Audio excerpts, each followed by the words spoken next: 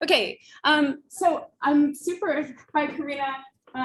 This is my class, same class as last year that you lectured before, Introduction to Environmental Studies. So these young students are environmental studies majors who just declared the major as sophomores. And so they're second semester sophomores, a couple of juniors, and the major at Wesleyan is a linked major. So we have students from all over campus, government majors, art studio majors, econ, bio. I'm sure there are others that I've not mentioned here.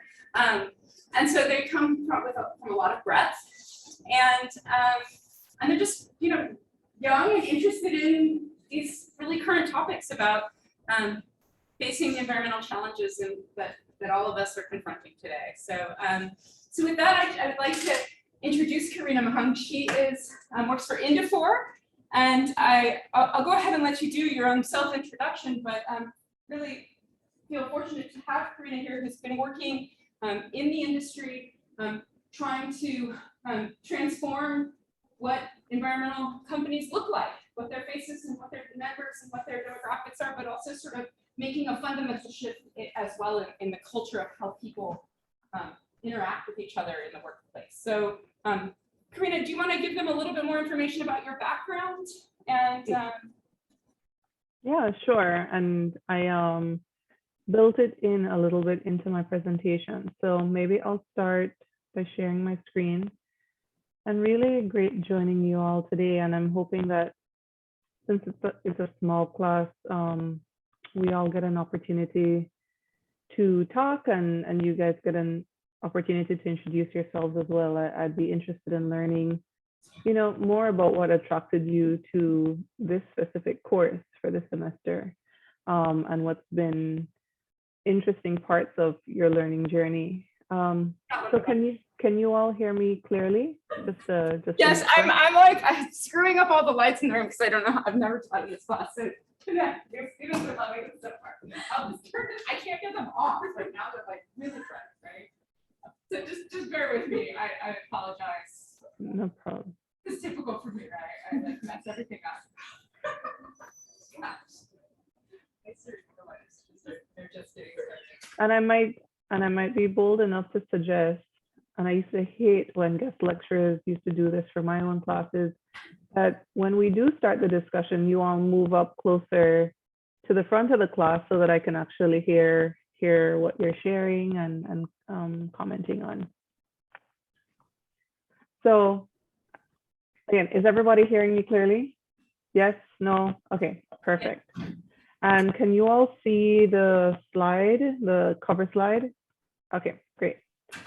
Yeah, so as Helen mentioned, my name is Karena Mahung, and I am a senior consultant with a management and environmental consulting firm that's based in Washington, DC.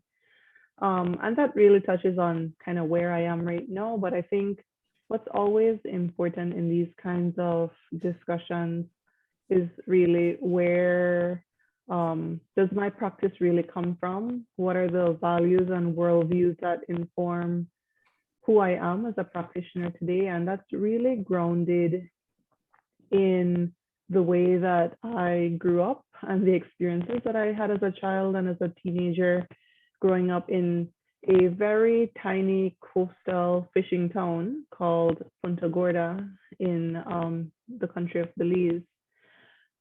This photo, it kind of exemplifies where my conservation ethos really originated. It originated on a beach with a bunch of different community members from PG in short, for Punta Gorda, who were increasingly concerned about the illegal fishing activities and unsustainable harvesting practices that were happening in traditional fishing grounds right off the coast of PG. So teachers and public servants and conservationists and everybody from town really came together to say, we're all seeing this problem.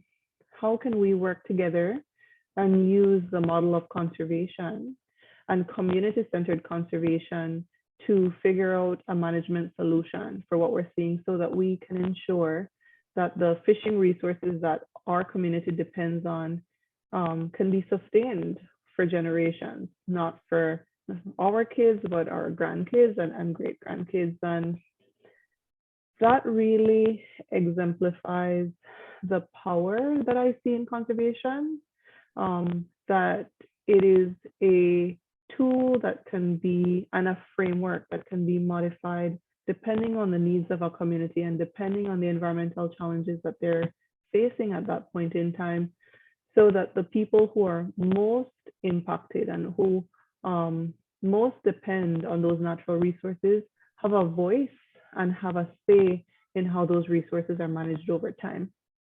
So that's a little bit on, where I grew up. And I think what's also important to note is that as a child, as a teenager, and then later on as I was doing an undergrad in environmental science, I recognized that in every single one of my classes and in my discussions around this topic area, the question that kept emerging for me was always around who's making the decisions and the conservation and determining what the right conservation interventions are. And two, where is the funding coming from? Because oftentimes what's driving what interventions are being used is the type of funding and the ties around the funding that's being provided for this work. And so I went on to pursue a grad degree in conservation finance and sustainable land use policy and management at the Yale School of Environment. And there I became a lot more exposed to the philanthropic, public and private sources of funding for conservation and environmental work, but also learned more about the various management frameworks for these types of organizations. Today, I work for an environmental and management consulting firm that does work both domestically and internationally, and we have a range of different types of clients, and we offer a range of different types of services, but my work is primarily grounded in this second pillar around facilitating strategic change.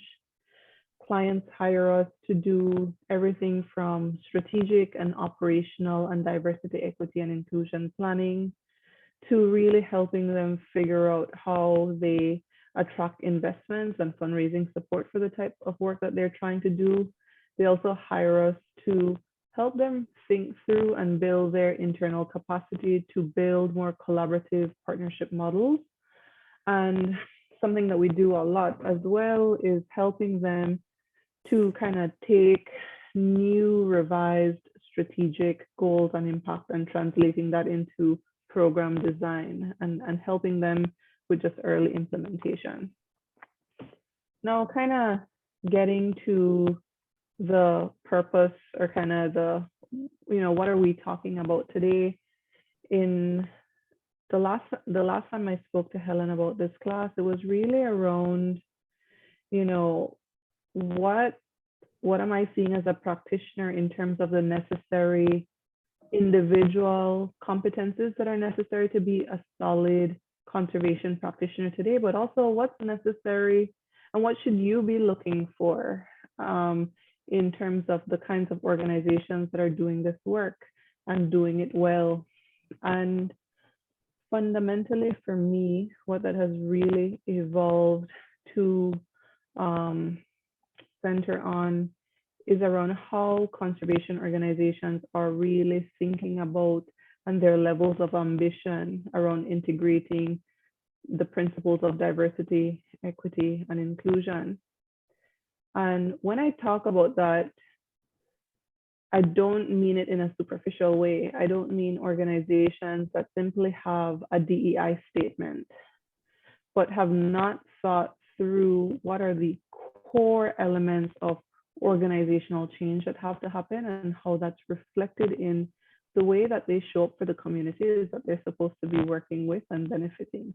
And so, over the course of this presentation, I will be talking through a framework that I found to be really helpful in thinking through what are the multiple steps that really have to be attacked if an organization is going to truly embed these principles into their practice. And you might ask, why is this even important? Why is this even necessary? And I always point to a couple facts that I find to be really stark and relate to some of the readings that you guys were provided. One is that, practitioners of color, for example, account for about 22% of senior staff and 26% of full-time employees across 35 major environmental organizations and 8 philanthropic organizations. Now, nearly 40% of the United States is non-white. And so there's a major disparity in terms of simply demographics and representation within these organizations. The reality is that the complex environmental challenges that we now face today and that we have been facing really require intersectional and community-centered and dynamic solutions that stretch the spectrum of what we've traditionally considered mainstream land conservation and the perspectives and the insights that are necessary to be at the table to identify what those solutions look like. What is exciting is that there is really a rapidly growing narrative that expands our understanding of private land ownership, land conservation policy and management and culture in the US, and how it's had very strong historical ties to settler colonialism and white supremacy. And really, this exposes the system of land conservation, and it really challenges us to redesign and rebuild systems that restore connection and respect for people and place. And that's fundamentally, as a practitioner, what I aim to do with my work. It's also and again, going back to why is this important?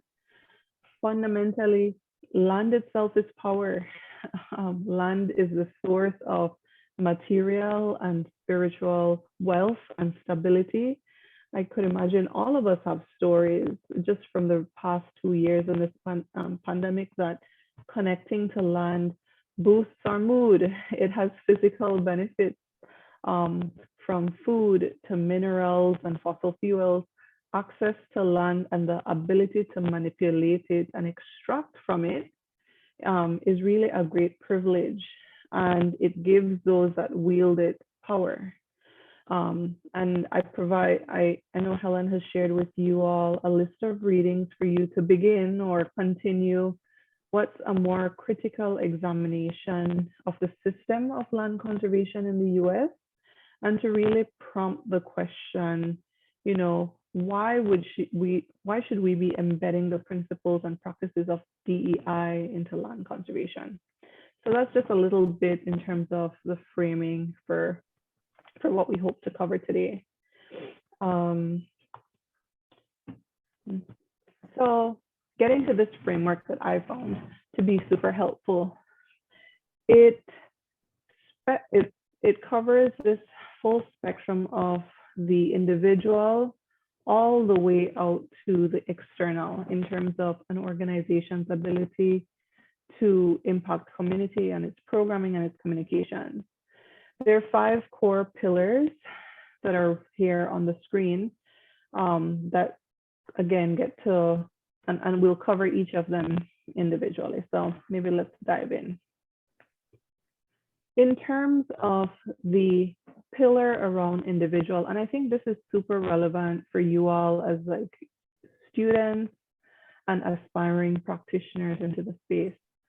What are the competencies that, in addition to your ecology classes or your conservation policy classes, that the technical aspects of your training that you want to develop early on, that complement the full suite of skill sets, but also knowledge base that you need to show up as a solid conservation practitioner? And I think that there's certainly a reckoning happening among many land conservation practitioners today around kind of an awareness around racial equity and emotional intelligence and unconscious bias, but also a reckoning kind of with the history of land conservation and a pushback on what has been kind of the mainstream narratives around who have been the founding leaders and you know, a more critical examination of both the benefits and the harms that the land conservation movement to date has caused. And so, you know, when I speak to clients, these 4 trainings that are on the screen highlight a couple trainings that we often recommend to improve kind of that self-awareness component of this work, so that when you as a conservation leader or manager show up to the table, that you have this baseline understanding and awareness to then inform your technical practice. The second pillar really then gets to another level up, which is around organizational culture. And we've seen, especially in the past 2 years, this real questioning around what are the core values and worldviews that show up in organizational culture, particularly in more traditional environmental organizations. And, you know, this gets to whose voices matter the most, whose voices are silenced. And some trainings that we recommend to our clients to try to improve organizational culture really get to building cultural competency among staff. It's not just 1 or 2 staff members' responsibility to do that. It's really everybody's responsibility to do that.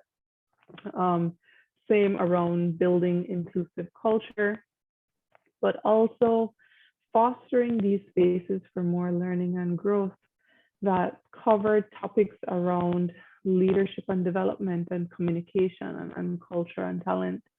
And so that's really the second pillar of this work. The third then gets to how are these values and worldviews codified in your organization's rules of engagement? And that gets to your organizational policies. You know, this gets to start your staff and board composition. Do they actually reflect the communities that the organization serves? It gets to your hiring and recruitment processes, which have been deemed to be super flawed, particularly in conservation and environmental organizations. It gets to kind of putting your money where your mouth is and saying that a part of your evaluation of your employees has to be tied to your commitments around diversity, equity, and inclusion. But it also gets to how has your organization defined and expressed its commitment around diversity, equity, and inclusion, so that it's not just reflective of 1 or 2 or 3 people on the staff. So that's the third pillar. And then the fourth gets to how are all these internal values and worldviews and rules, how do they then apply to how your organization influence and impacts the world around it? For many environmental and conservation organizations, that's often through your programming. You know, who is your programming actually talking to? Who is it reaching? Who is it relevant to? Is it responsible? Is it responsive to the needs of your community? And again, you know, when we think about relevant or responsive, is it authentic and effective in terms of reaching a diverse set of people? Does it promote accessibility? Is it not just super technical jargon that completely bypasses community members who might not be as familiar with the conservation world? And, you know, are you doing that work both in service of and in partnership with other community-based institutions. I think something that is pretty common in the land conservation world, or it has been for a really long time, is a lack of recognition that there are a ton of competencies and skill sets within community-based institutions where there's opportunity for partnership rather than having a land conservation organization trying to do it all. And so that really then takes us to this last pillar, which I think is really embedded in all of the previous four, which is how as an organization do you foster continuous learning and growth? And, you know, I think to kind of take a step back, when you're a student in college or grad school, it's just a given. It's literally what you're doing on a day-to-day basis. You are dedicating your life's energy during that time frame to learning and absorbing as much as you can.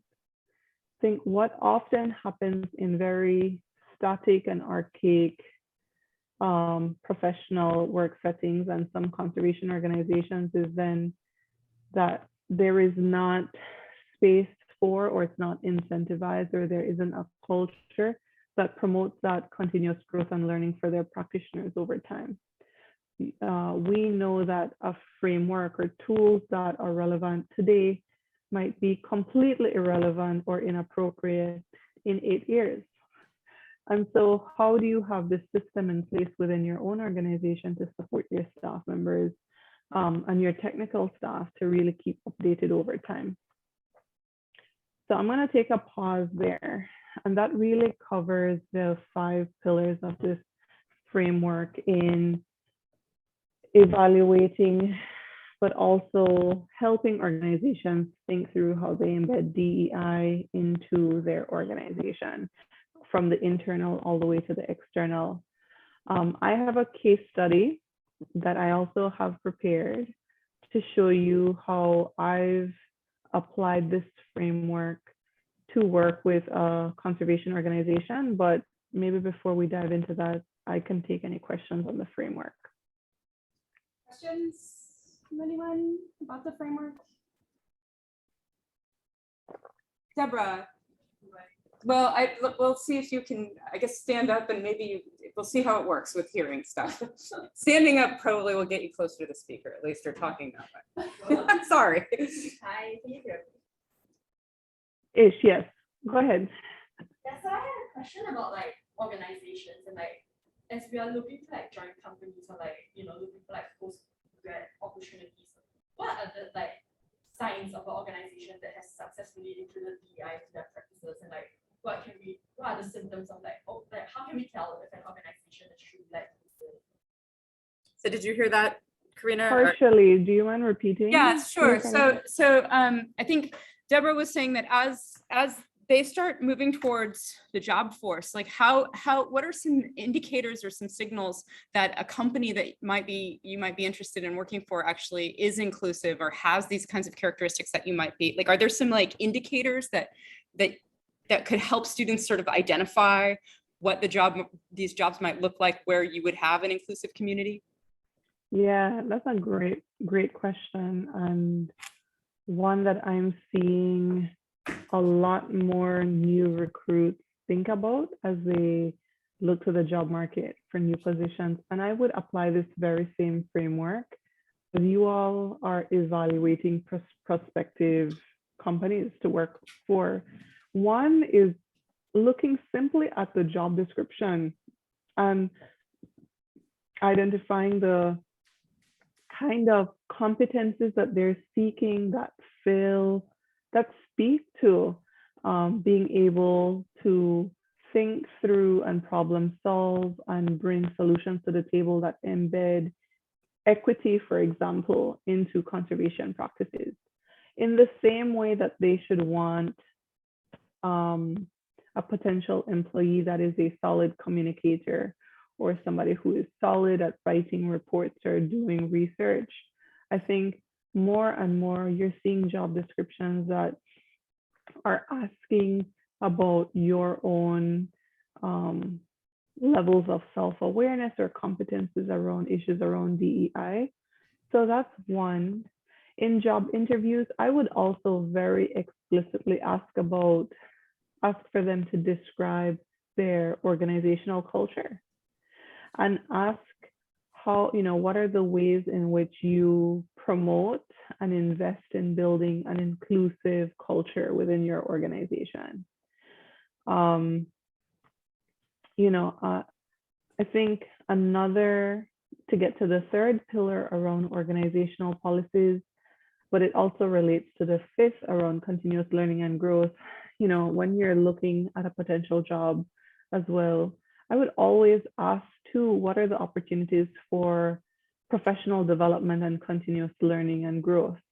Do they have a budget and a yearly budget for every employee to be able to do trainings? What are the types of trainings that they promote for all staff? Again, that gives you a signal. If every year they have DEI training for all their staff on board, that says something about the kinds of competencies and the ways that they're trying to promote those values within their organization. And then just so you all know, there's zero training for DEI for faculty here. There are only voluntary things. They've only sprung up more recently. There are seminars. So like I've participated in a seminar on race and pedagogy. I've also participated in the sustainability initiative for transforming syllabi to be more diversified and to decolonize syllabi. But there's no requirement for anybody to do anything, right? Yeah, sorry. Some professors are required to. They get reported they have to go. See, how horrible is that? What? Same thing goes for coaches as well. Amar?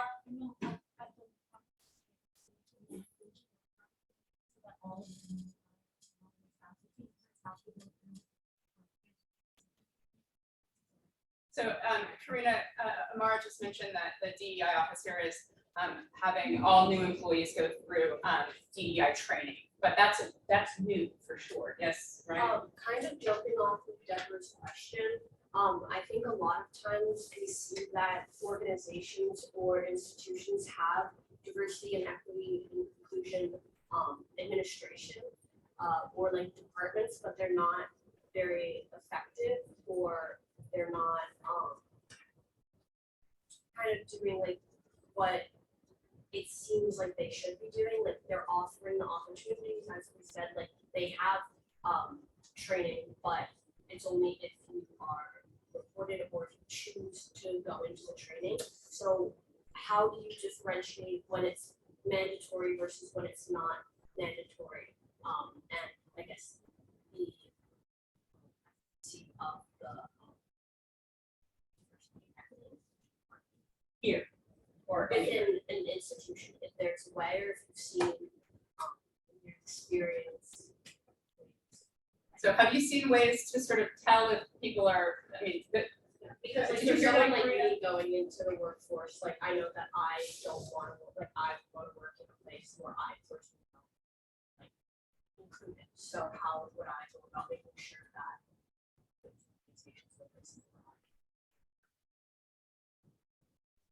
Yeah, Karena, I think you sort of answered that question in some degree in response to Deborah, which is like ask, right? When you're having the interview process, do you do trainings? How often are they required? Just to clarify though, I don't want to the DEI office here has actually made fantastic strides in the last few years. We really didn't have any kind of and changes started happening before the pandemic, and so there are changes that are happening, but they're still like not completely fully integrated into everyday life. I think that's a really important point, Helen. And apologies, I couldn't hear your question really clearly from the back. I just got like bits and pieces of it. But we've seen this evolution in the past 5 years, and it happened really rapidly. Where I remember 5 years ago, initially with clients, trying to bring up the fact that if you want to have a real impact on the communities that you serve, one, the composition of your organizations need to reflect the like faces of the communities that you're trying to work with, one, but two, we have to be really thoughtful about embedding DEI throughout the entire organization. Not that it's just one DEI officer on the side trying to make change, or one tiny and underfunded DEI office that's given the full mandate of changing organizational culture in an entire institution, but that really that function is embedded across the organization, in development, in leadership, in your board, in your programming. Like, it is one person. And so initially, and I was just having this conversation with a fellow colleague, we saw initially 3 years ago the emergence of kind of this leadership position, a DEI officer. And I genuinely feel bad and also respect the people who entered into those management positions, because they were the first of their kind. The roles and responsibilities for that position were never clearly delineated, and they were essentially brought in during a very turbulent social time to fix organizations. When in truth, and the framework that I'm trying to share is that you have to build those values, and you have to build those competencies across your entire staff, across your entire executive management team, and across your board. And that's the real challenge.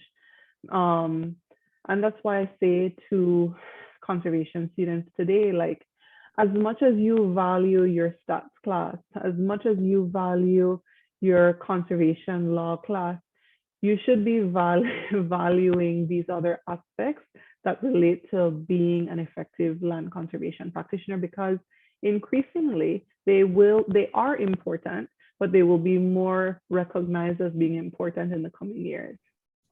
Yeah, to Karina's point, I remember when I was in the race and pedagogy seminar with these other faculty members like a few years ago, I was talking specifically about this class, and I was talking about how I like 2 units on environmental justice. And so another professor said to me, well, you can't just add environmental justice and mix.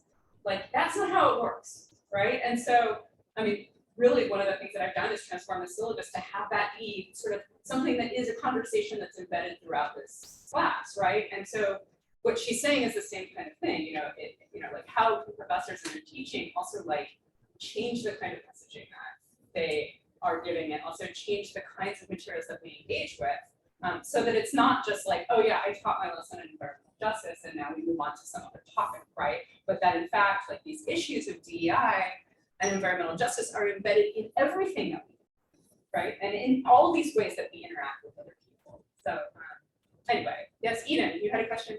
Yeah, kind of like based off of everyone's points actually, and also like from what you said, I guess like I have a question as well, but I think like a lot of my personal experience factors into that.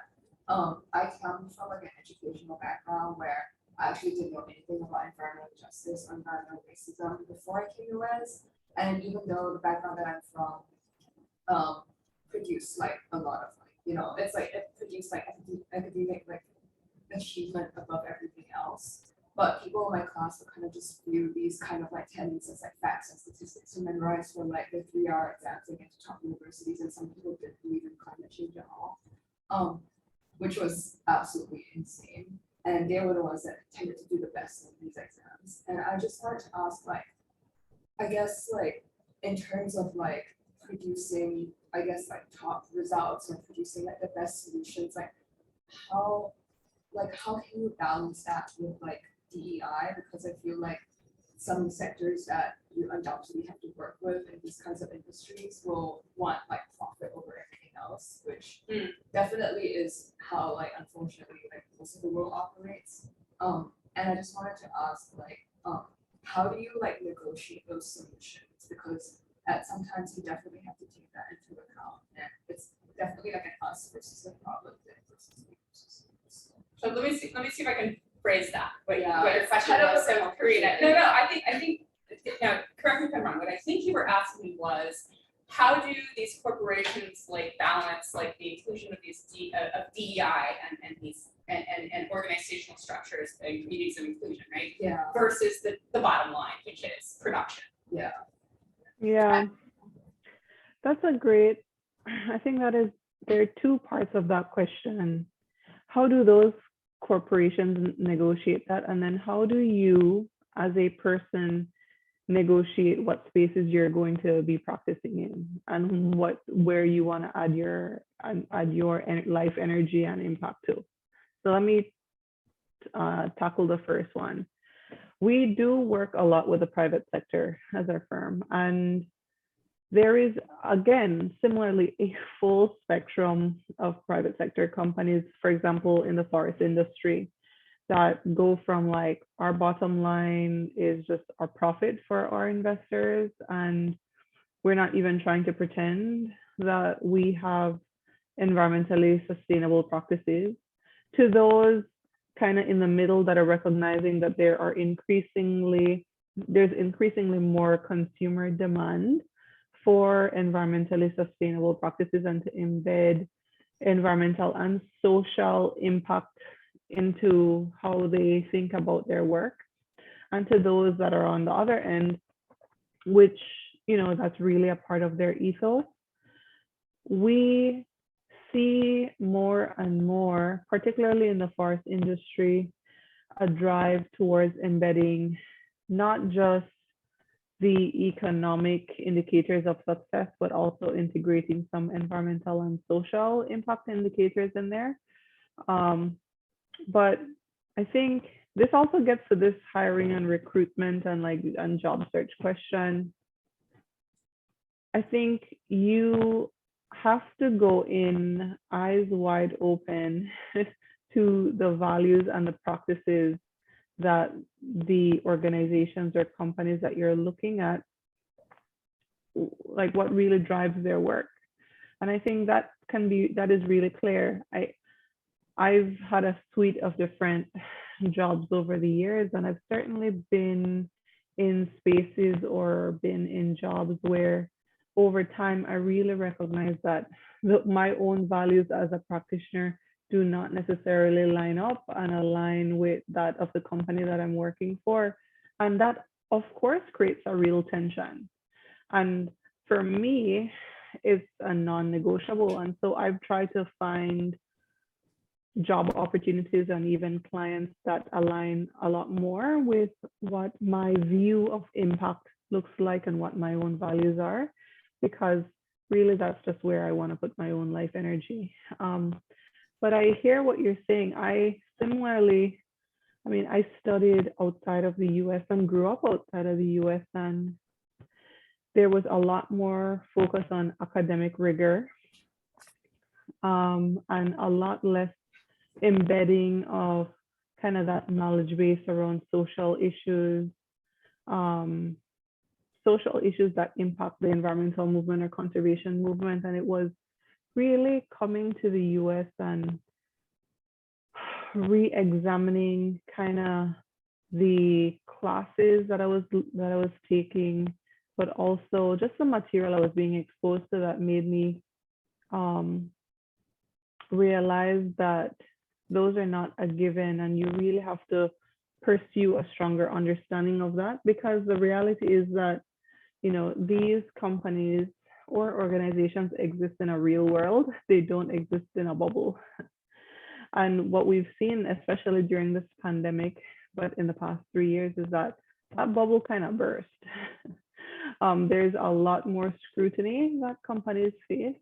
And you can be on the side of, I'm going to help drive profit for this company, or be a part of an advocacy organization that is really challenging that status quo. I think only you as an individual can decide where you want to fall on that spectrum. It really is an individual choice. Other questions, or should we move on to the case study? Okay, case study. All right, case study. So I'm going to highlight a initiative that I've been working on with a client for really the past 4 years. And I think it provides a really good example of how you start off with that examination at an organizational level, and then how you embed some new policies and practices and processes to embed DEI across the organization.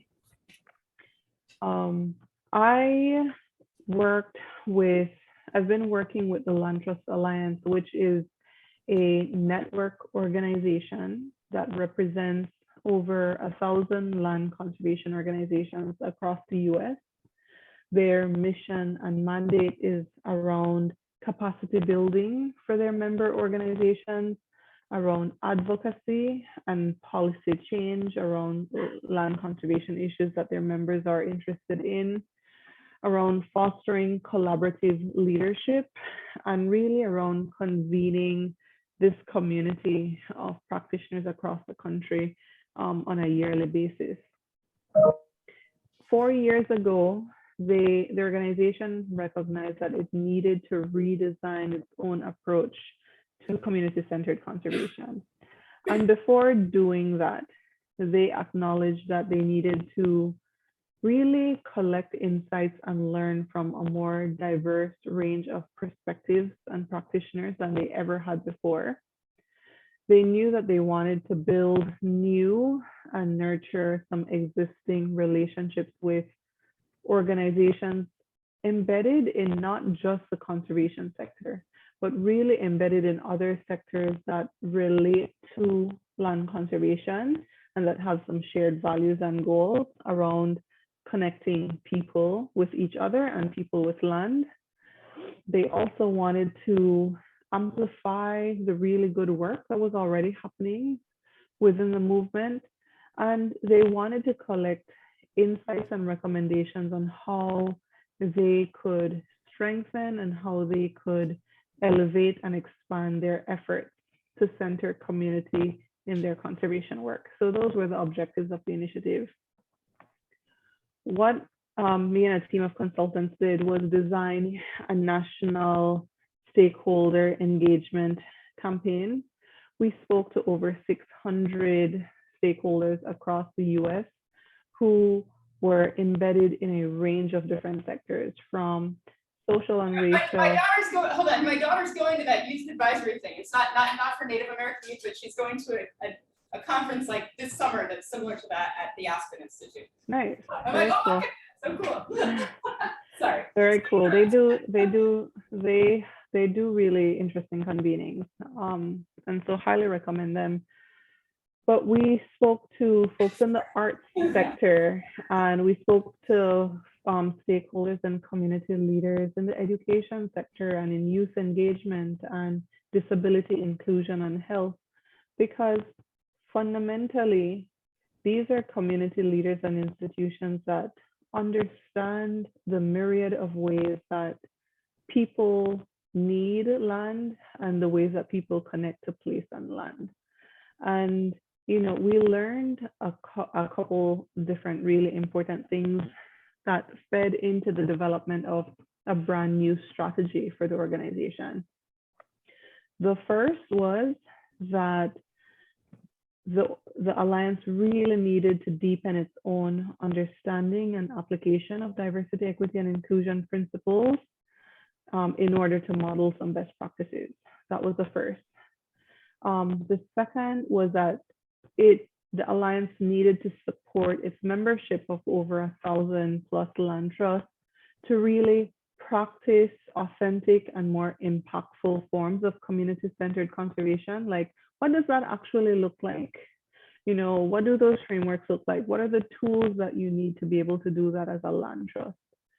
The third was that the organization really needed to establish some new national partnerships that could be activated at a local level.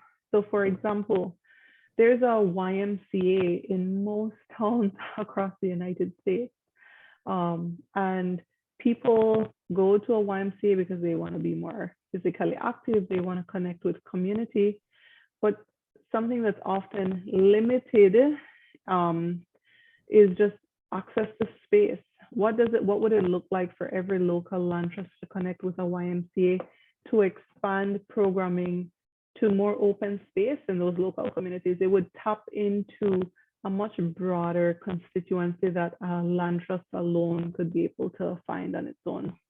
And then lastly, what we heard was that there was really a need to shine a brighter light on what authentic community engagement by land trust look like, and to amplify those community voices and priorities. And so based on these recommendations, what happened? Well, the Alliance really took these recommendations to heart and created an organizational strategy and framework that it's now organizing itself around. The first focus area really revolves around the internal, around implementing actual operational changes at the Alliance. This gets to an emphasis on hiring a more diverse senior leadership team, board, and advisory groups, and really thinking about how DEI is brought into their organizational culture and their policies and processes and stated core values. The second focus area gets to that external piece of the framework. How do they then improve the programmatic tools that they have available for land trust? And so that gets to the types of trainings that they're now trying to design and offer to land trust that focus on kind of a revisionist history of land conservation to fundamental DEI training for board and for executive leadership and staff. The third focus area is really bringing an equity lens to their grant making. So again, putting their money where their mouth is for the financial support that they do provide to land trust. They are emphasizing the need for more DEI and community-centered conservation projects. And then the fourth focus area gets to an emphasis on really cultivating some new and non-traditional partnerships with national and locally based community institutions. And then the fifth gets to really improving their communications with new audiences. So, what this has led to in the past 2 years is DEI kind of being a separate focus of the organization, 1 or 2 people in the organization focused on it, to now it being an organizational priority for every single department across the organization, which is really a massive change for them, but also a massive shift in the way that they're spending their own internal resources and how they're trying to leverage their resources among their membership. So I just wanted to highlight that case study because I think it really does cover that full spectrum of the internal to the external. I'm happy to take any questions on that one. Great, so questions based on the case study or in general?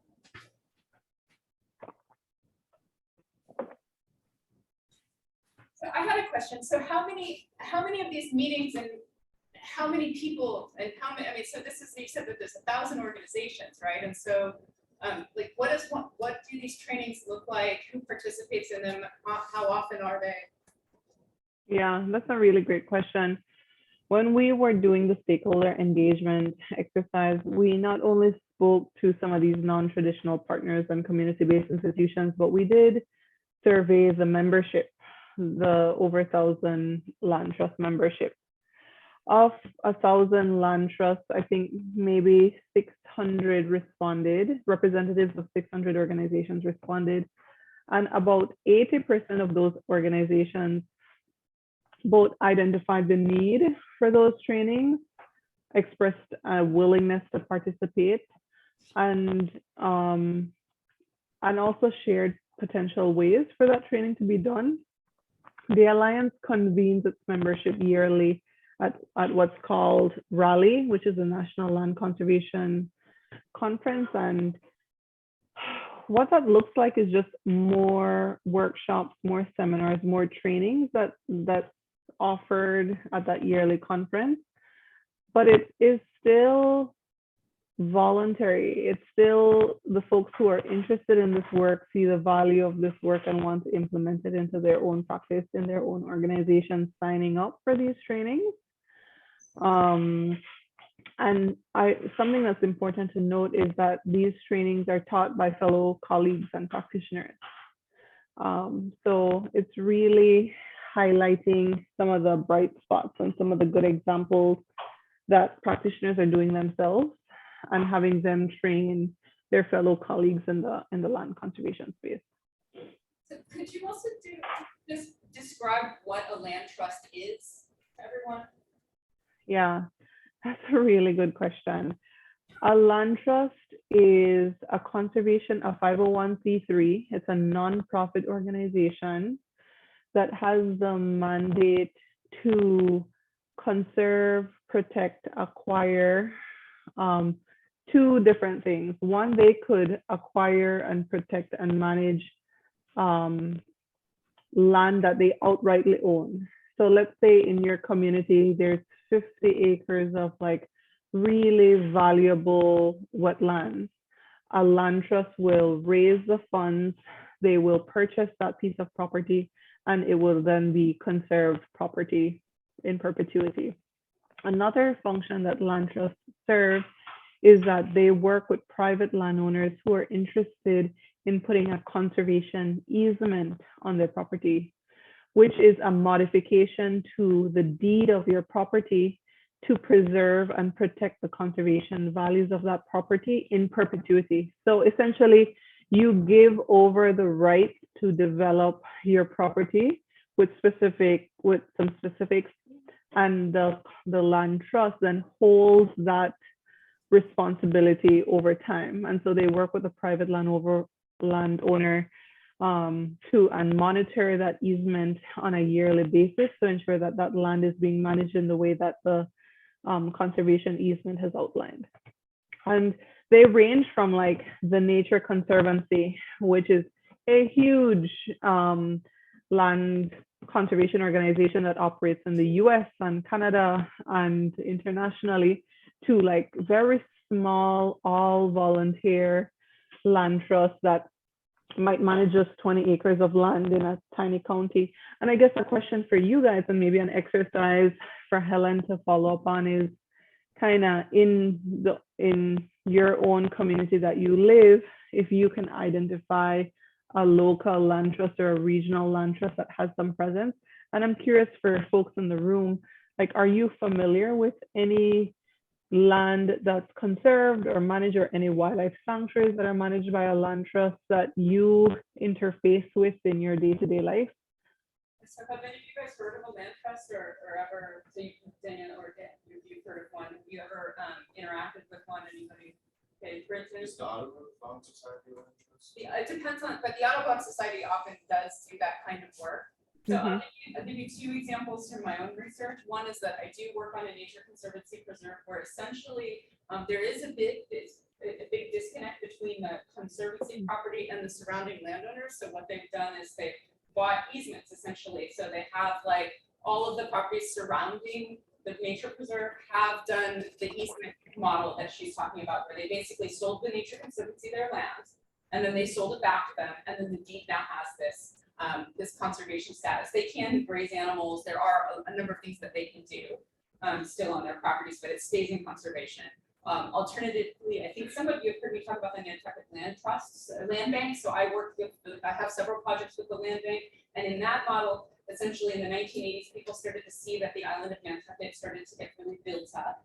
Very wealthy island, not very diverse, right? But what they did was they basically made a law that takes 2% of all property transfers and puts that into the hands of the land bank. And then the land bank does this other model that she talked about, which is they buy properties and then they manage those in conservation status. And so that's why over 60% of the island of Nantucket is open and in conservation status. So those are just sort of two examples.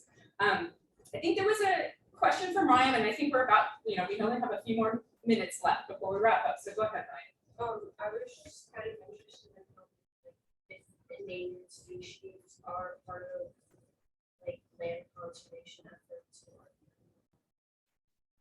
So how do endangered how do endangered species fit into these land trust models, or that's what was her question. Yeah, that's a good one. Since its inception, the land trust movement has really been focused on like wildlife ecological values. And so they were huge in protecting kind of the aesthetics and the ecological values of conserved land. So when these land trusts would identify what's actually valuable in their mind, it would be wetlands or really sensitive, biodiverse areas, and that's really their history. What's evolved over time is that there is a slow recognition that in addition to the ecological or aesthetic values that some land might hold, there are also social and cultural values that are equally important. And so we've seen this emergence of more urban land trusts that recognize that in some highly dense urban areas, protecting 1/4 of an acre of a community garden because is equally important to protecting an area where there's endangered species, because for a community that might be the only green space that they have accessible to them within a 20-minute walk. And so I would say that the land trust movement very much values those ecological values, and endangered species is definitely a big part of it. But thankfully that's certainly expanding. That scope and mandate is expanding to include other things. Any other questions for Karena? Sarita? Yeah, it was actually somewhat of a longer. I mean, I guess we're getting close to the hour, so people can peel off. That's okay. Go ahead, Sarita. I'm just curious, like, going back to vetting, like, DEI organizations, what that process is like, and whether like the shifts in organizational structure often happen like once, or if it's more of like a step one is the internal changes, and then step two is external, and just like how these changes actually come about. Did you hear that, Karena? So I'm going to try to paraphrase again. So Sarita basically was asking about the process, and is it sort of like, how does that roll out? Is it step by step, and you do step one and then step two, or like how does it happen quickly? How is that fair? What process, sorry? Of implementing these projects. Oh gosh, I mean, it's really dependent on where the client is. And I would not say it's linear, it's incredibly dynamic. You know, you might start off with building the individual competencies and go to organizational culture and recognize we need to take a step back and build even more competency on self-awareness and really capturing and evolving people's values around DEI before we can go back to organizational culture and then implementing that into organizational policy. I think this type of work requires that you are highly responsive to the realities that show up, because organizations are just not these static things. They're made up of people, and people are incredibly complicated and nuanced, and they're not necessarily rational all the time.